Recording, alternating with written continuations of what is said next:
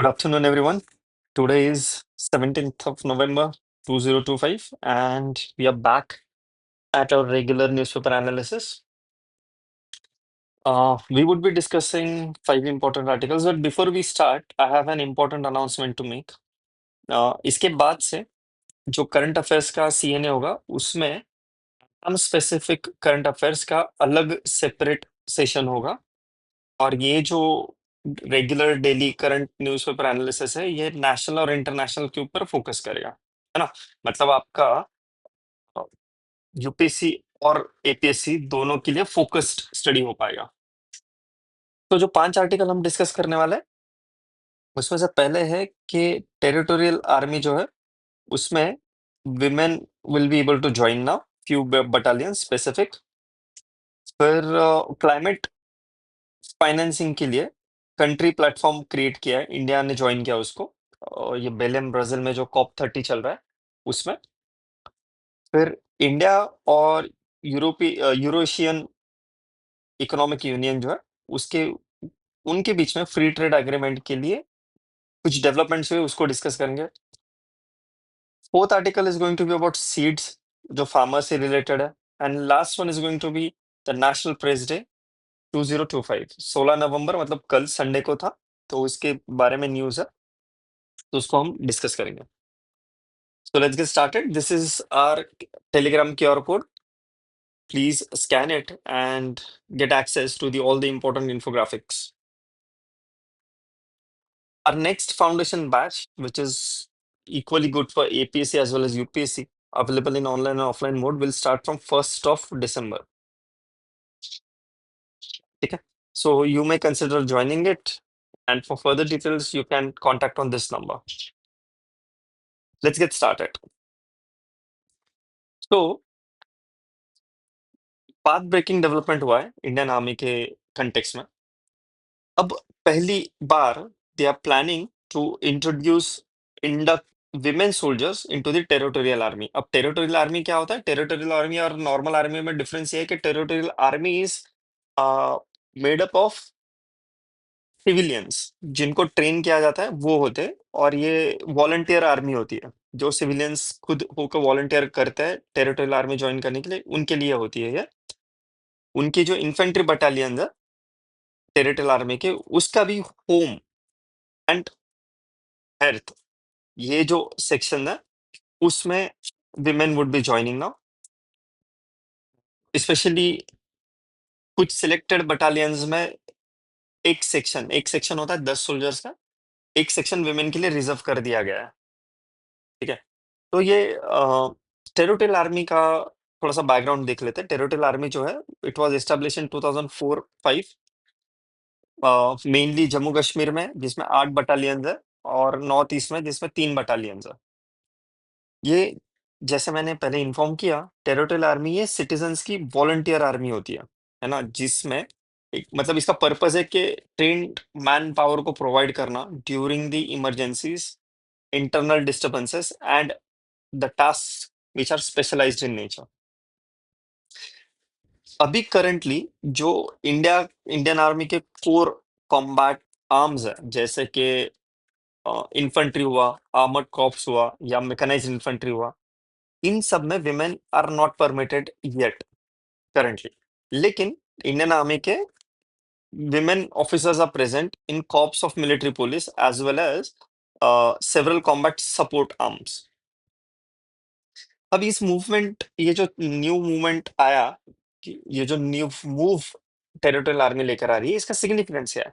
एक, जो कॉम्बैट में जेंडर बैरियर होता है उसको ब्रेक करने की शुरुआत हो गई है। जो H&H बटालियंस है, उनकी ऑपरेशनल स्ट्रेंथनिंग होगी। व्हाई? क्योंकि इंक्लूजन ऑफ वुमेन जो है ना, women soldier, that might improve the community engagement. They can engage with community in a better manner. Intelligence gathering capability जो है वो बढ़ जाती है, और ऑपरेशनल डाइवर्सिटी भी बढ़ जाती है। तो इसीलिए विमेन सोल्जर्स का होना ऑपरेशनल स्ट्रेंथ को बढ़ा देता है। थर्ड इंपॉर्टेंट पार्ट इज जो ग्लोबल मिलिट्री ट्रेंड है ना, जैसे कि यूएस, यूके और Israel army, they already have women in the combat roles, है ना? सो इंडिया का ये स्टेप जो है, it aligns with what best global players are doing. Okay, so I would ask you to pause the video and try and attempt this particular MCQ. MCQ बहुत simple है. uh, इसका purpose ही आपको train करना है इस MCQ का कि elimination technique को कैसे यूज किया जाए. ठीक है, आप इसको अटेम्प्ट करिए. Next article is country platform for climate and nature finance at COP30. जो COP30 है, जो अब फिलहाल जो चल रहा है वो बेलेम ब्राजील में चल रहा है. ओके, तो इसमें India has joined 13 countries and a regional Africa alliance to announce the establishment of national climate climate and nature finance platform, which is going to be coordinated through Green Climate Fund. इसका purpose ही है कि जो India में या developing countries में climate change से deal करने के लिए जो मिटिगेशन एंड एडेप्टेशन एफर्ट्स लेने पड़ रहे हैं, उसको स्ट्रीमलाइन किया जाए. ग्रीन क्लाइमेट फंड जो मेन सोर्स है वो 2015 से ऑपरेशनल है. ठीक है, और ये वर्ल्ड का largest dedicated climate finance mechanism है with commitment of $19 billion. But commitment $19 billion का दिया हुआ है, उसमें से 25%, मतलब लगभग $5 billion ही अब तक उन्होंने अलोकेट किया. तो जो डेवलपिंग कंट्रीज है इंडिया जैसे, वो कई बार ग्रीन क्लाइमेट फंड को क्रिटिसाइज कर चुके हैं, क्योंकि जितना प्रॉमिस किया था उसका 25% ही अभी तक अलोकेट हो पाया. एंड मोर ओवर, ये जो अलोकेशन है उसकी प्रोसीजर बहुत ज्यादा कॉम्प्लेक्स है. अप्रूवल बहुत स्लो होते हैं, सालों साल लग जाते हैं, एंड टेक्निकल सपोर्ट बहुत लिमिटेड मिलता है जो इसकी कंट्रीज है, डेवलपिंग कंट्रीज है उनको. जो पेरिस एग्रीमेंट साइन हुआ था 2015 में, उस अग्रीमेंट ने लीगल ऑब्लिगेशन डाला था डेवलप्ड कंट्रीज के ऊपर to provide the climate finance to the developing nation. लेकिन ये आप इनके ऊपर लीगल डालो या कंपलसरी करो, ये करते ही नहीं है. इंडिया का मूव क्या था इस बेलेम COP30 में? It created this country platform. Okay, so क्यों किया? इंडिया को तो ऑलरेडी जीसे फंड्स का एक्सेस है. बट इंडिया का इशू ये है कि करंट एंगेजमेंट जो है वो फ्रेगमेंटेड है, एक एक प्रोजेक्ट बेसिस या टुकड़ों टुकड़ों में आता है, जिसमें बहुत सारे मिनिस्ट्रीज एंड एजेंसीज इन्वॉल्व होते हैं, और थोड़े थोड़े टुकड़ों में अलग अलग जगह पे वो आता है, इसलिए उसका पूरी तरीके से बेनिफिट नहीं हो पाता है. जब unified country platform for climate change and nature financing जब आ जाएगा, उससे सारे फंड्स का एक्सेस स्ट्रीमलाइन हो जाएगा, एक डायरेक्शन में आएगा. जो अलग अलग सेक्टर्स है उसके बीच में कोऑर्डिनेशन इंप्रूव होगा, और जो टेक्निकल कैपेसिटी है वो भी इंक्रीज हो जाएगी. ठीक है,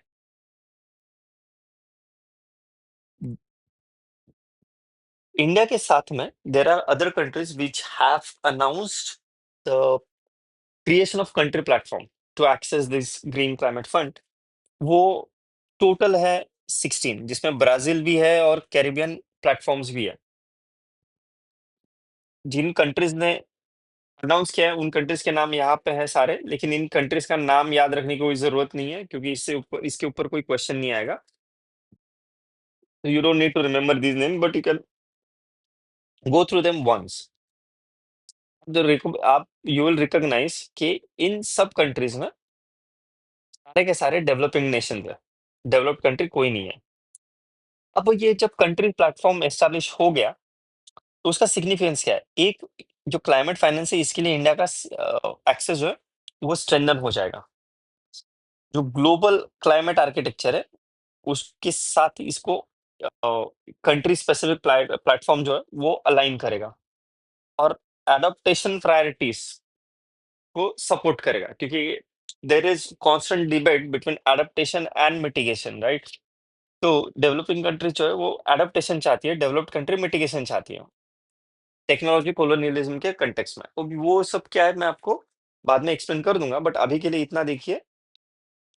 ये आपके सिग्निफिकेंस में है कि जो डेवलपिंग कंट्रीज की प्रायोरिटी है एडाप्टेशन, उसको ये सपोर्ट करता है. This also improves the domestic climate governance. Please pause the video try and solve this MCQ. Elimination method use करके आप इसको सॉल्व कर सकते हो।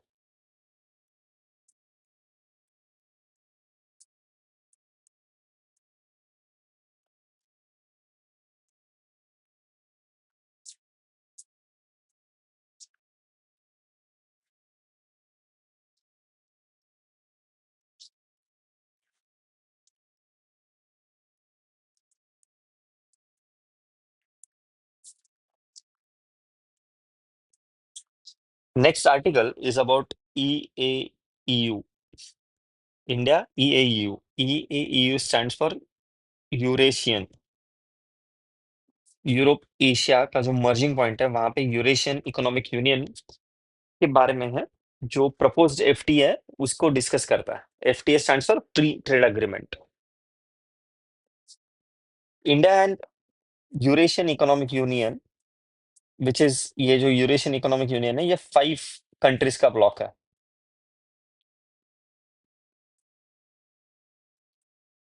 इन्होंने डिसाइड किया है कि अब फ्री ट्रेड अग्रीमेंट जो इंडिया और ईएईयू के बीच में, उसको डिस्कस डिटेल में करके जल्दी से जल्दी एक्चुअलाइज किया जाएगा। ये 5 कंट्रीज के नाम इंपॉर्टेंट है। First is Armenia, second is Belarus, third is Kazakhstan, fifth fourth is Kyrgyzstan end of course Russia. Map हम लोग आगे देखेंगे, बट अभी के लिए ये समझ लीजिए कि ये, अगर इस एग्जाम के पर्सपेक्टिव से देखा जाए तो ये कंट्रीज के नाम क्रिटिकल है, बहुत इंपॉर्टेंट है।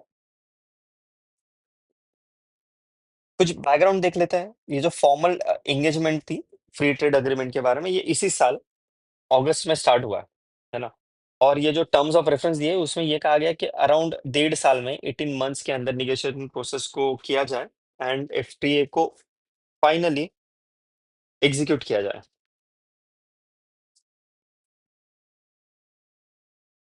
इसका सिग्निफिकेंस क्या है? एक, यूरेशिया में इंडिया का फुटप्रिंट बढ़ेगा, क्योंकि यूरेशियन यूनियन जो है उसके जो चारों पांचों कंट्रीज है, स्पेशली 4 जो कंट्रीज है बारिंग रशिया, वो बहुत स्ट्रैटेजिकली लोकेटेड है और उनके साथ deep integration, economic interest integration offers India a gateway to Central Asia, है ना।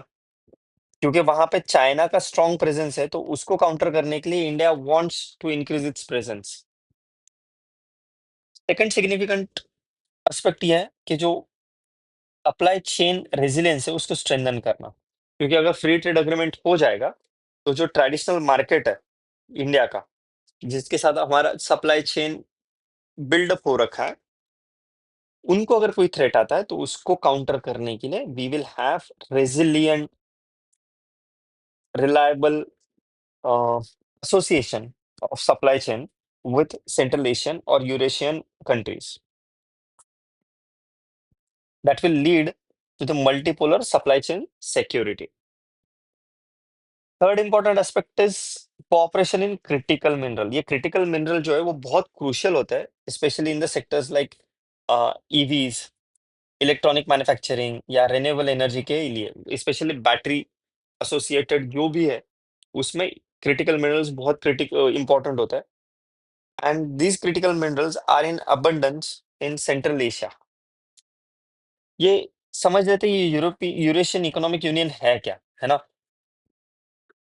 ये एस्टेब्लिश हुआ था 2015 में by the treaty of Eurasian Economic union, है ना। इसके मेंबर स्टेट 5 हैं। Armenia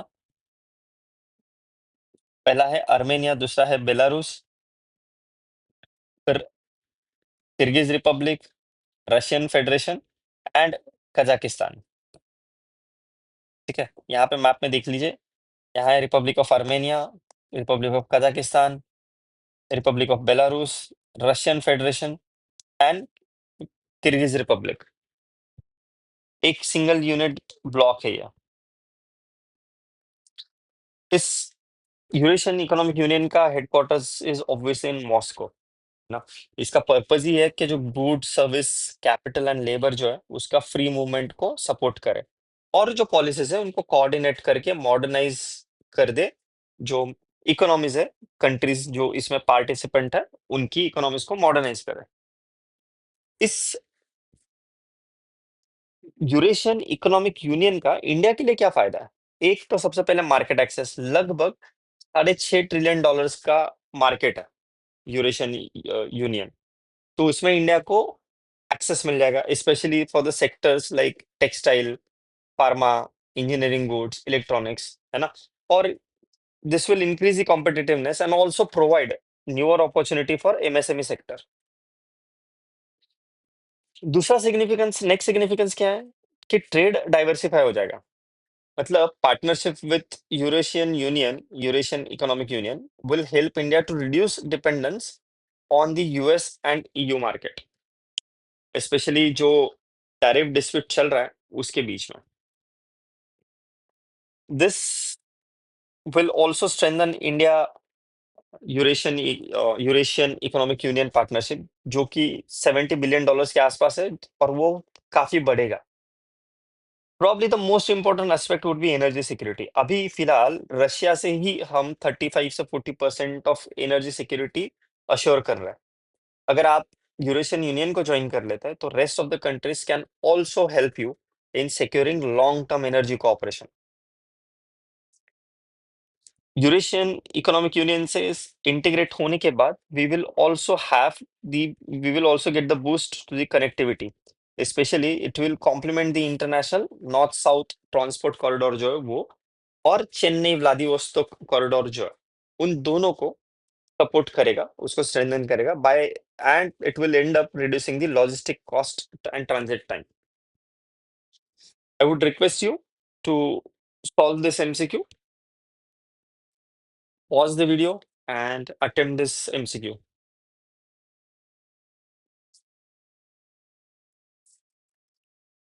next article is about draft seed bill. आप पहले इस क्वेश्चन के लिए 1 मिनट ले लीजिए और try and attempt this question.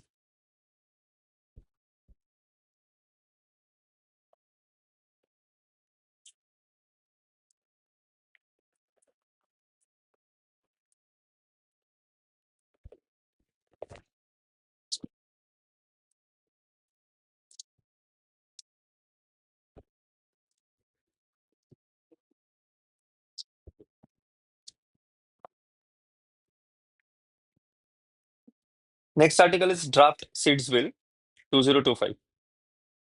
Government of India seeds के लिए एक बिल लेकर आया है, जो फार्मर्स के लिए सीड्स जरूरी होती है उसके लिए एक बिल लेकर आया है।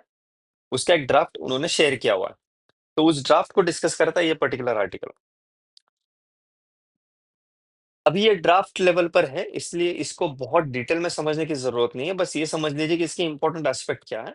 डिटेल्स हम तब पढ़ेंगे जब ये ड्राफ्ट बिल में कन्वर्ट हो जाएगा, एक्चुअल लॉ में कन्वर्ट हो जाएगा। ठीक है, ये ड्राफ्ट बिल 2025 जो है, it is expected to replace the seed act of 1966 and seed control order of 1983।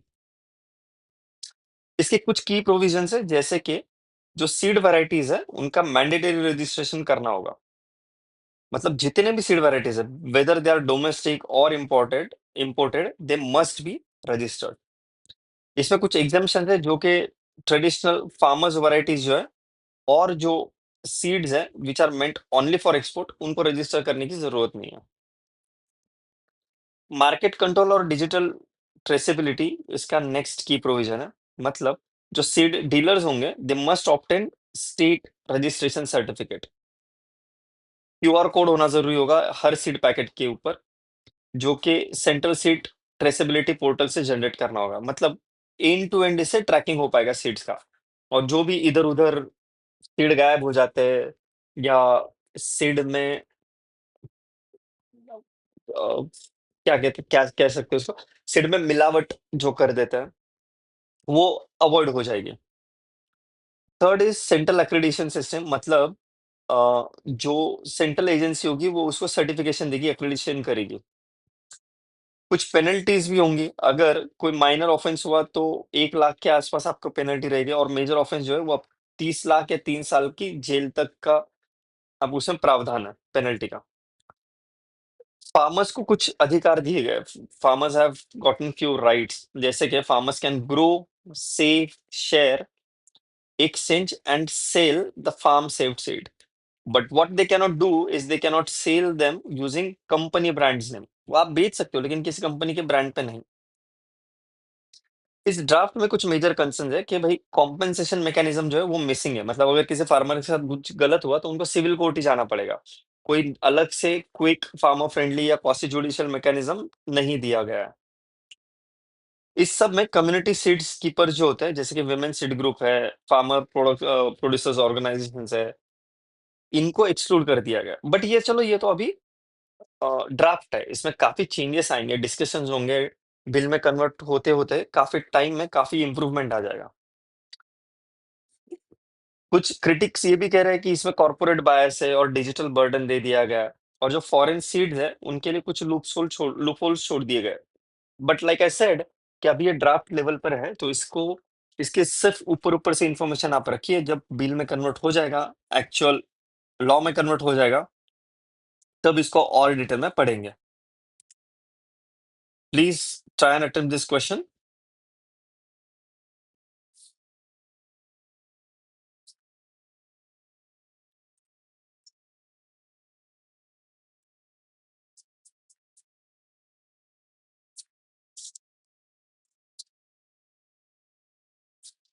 Simple question है, एलिमिनेशन मेथड से सॉल्व हो जाएगा।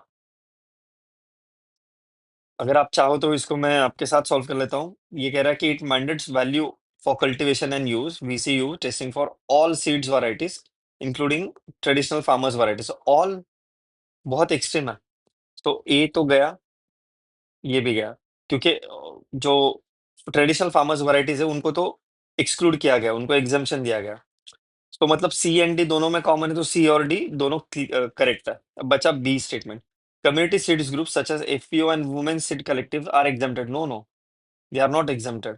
So even B is wrong. So correct answer is option number A, which is C and D only. Last article of the day is National Press Day 2025. 16 नवंबर कल national press day celebrate किया गया। It is celebrated to mark to commemorate the establishment of Press Council of India, which is autonomous statutory body, जिसका purpose ही है to safeguard the press freedom and maintain the journalistic standards. ये इतना जरूरी इसलिए है क्योंकि प्रेस को fourth pillar of the democracy भी कहा जाता है। कुछ हिस्टोरिकल बैकग्राउंड देख लेते हैं। जो फर्स्ट प्रेस कमीशन था 1956 में, it had recommended to set up a statutory authority. 1965 में लगभग 10 साल के बाद Indian press council act pass हुआ और 1966 में पीसीआई की स्थापना हुई। इसका काम क्या है पीसीआई का, प्रेस काउंसिल ऑफ इंडिया का? It works as a watchdog of press freedom, ethical standards को इन्फोर्स करना, जो कंप्लेंट्स है मिसकंडक्ट के उनको एडजुडिकेट करना, एंड जो जर्नलिस्टिक नॉर्म्स है अगर उसको कोई वायलेट करता है तो उसके अगेंस्ट एक्शन लेना।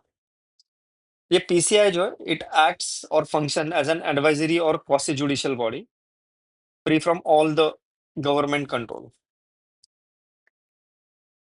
ये हम इसलिए सेलिब्रेट करते हैं national press day, to emphasize the role of transparency, accountability, and democratic participation in the press। ये नीड को हाईलाइट कर देता है एथिकल जर्नलिज्म के या बायस एंड वेस्टेड इंटरेस्ट से इंडिपेंडेंस मेंटेन करने से। It also protects the journalist from the threats and censorship. Please try and attempt this MCQ.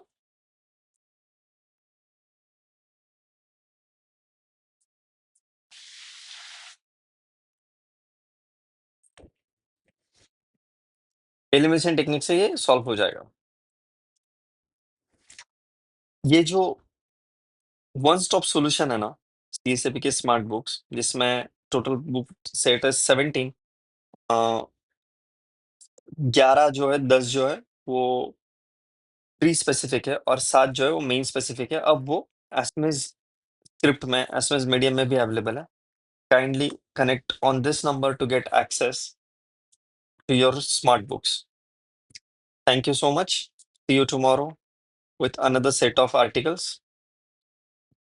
on 18th of November. Thank you.